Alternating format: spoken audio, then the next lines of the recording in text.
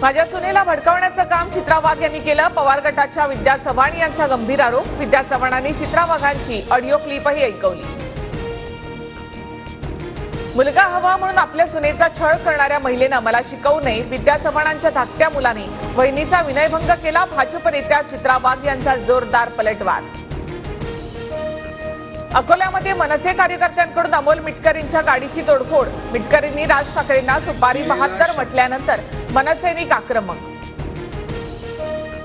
कुणाच्या धमक्यांना भीक घालत नाही, गाडीची तोडफोड केल्याप्रकरणी मनसे कार्यकर्त्यांची तक्रार करणार। राज ठाकरेंना सुपारी 72 बोलल्याच्या वक्तव्यावर अमोल मिटकरी ठाम। दिल्लीमध्ये चला मोदींना तोडगा काढायला सांगू। आरक्षणाबाबत मोदी जो निर्णय घेतील तो आम्हाला मान्य असेल। मातोश्री बाहेरील मराठा आंदोलनानंतर उद्धव ठाकरे यांचं भाष्य। राज्यामध्ये मराठ्यांचं कुठेही आंदोलन नाही, मातोश्रीवर गेलेले आमचे कार्यकर्ते नाही। भाजप पुरस्कृत मराठा अभियान सुरू, जरांगे यांचा आरोप। आंदोलक रमेश केरे हा भाजपचा माणूस, तर मातोश्री बाहेरील आंदोलनामध्ये भाजप पदाधिकारी सुद्धा सहभागी। ठाकरे गटाच्या नेत्यांचा आरोप।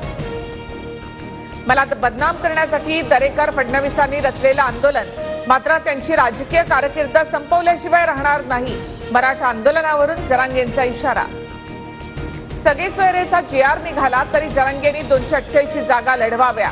रयतेतल्या गरीब मराठ्यांना निजामी श्रीमंत मराठ्याला धडा शिकवला पाहिजे, प्रकाश आंबेडकरांचा सल्ला।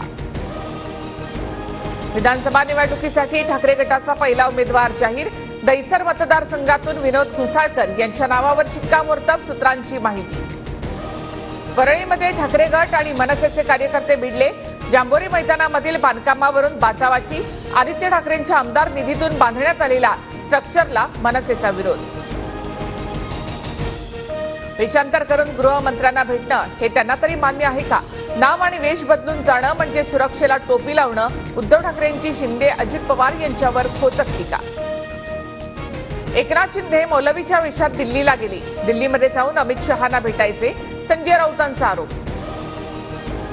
बाळासाहेबांना सुद्धा दाढी होती, राऊत त्यांचीही टिंगल करणार का? तिघेंची दाढी सहन झाली नाही, आता शिंदेंची दाढी कशी सहन होईल?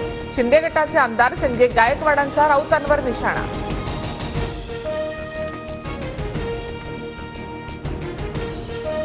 दिल्लीसारख्या विमानतळावर देशाच्या आणि राज्याच्या गृहमंत्र्यांनी खेळ चालवलाय। अजित पवार नाव बदलून दिल्लीमध्ये येतात, सरकारने चौकशी करून गुन्हा दाखल करावा, संजय राऊत आक्रमक।